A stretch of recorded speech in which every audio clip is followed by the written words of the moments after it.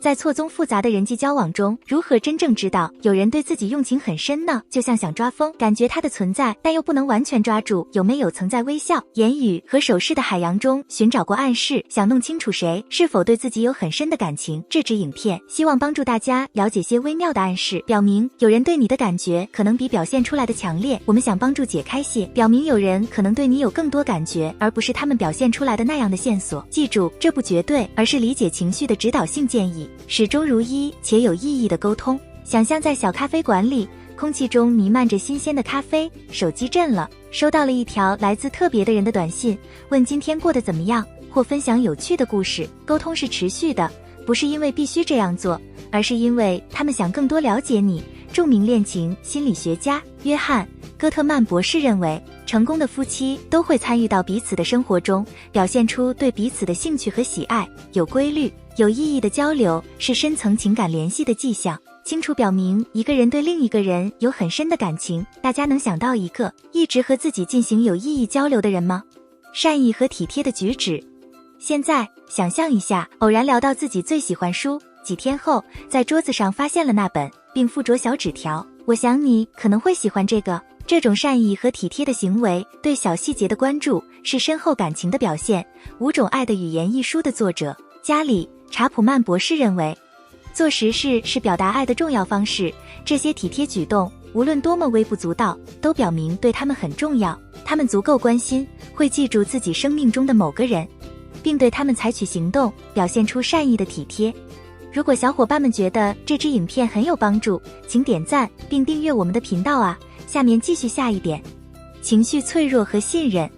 有那么一刻，笑声消失了，取而代之的是安静的严肃。他们分享些个人的、脆弱的事，他们的恐惧、梦想，他们的故事。情绪脆弱是信任的重要标志，表明他们感到足够安全，可以敞开心扉。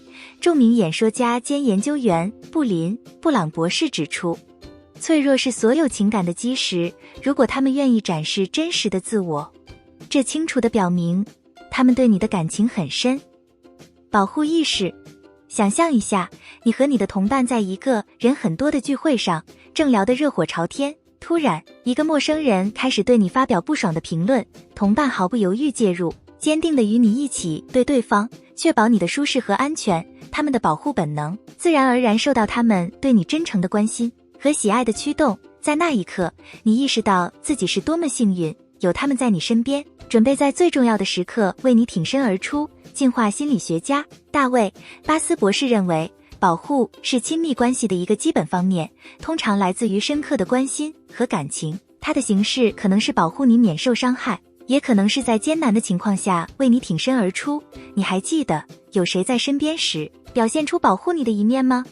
他们在你们的关系中投入了时间和精力。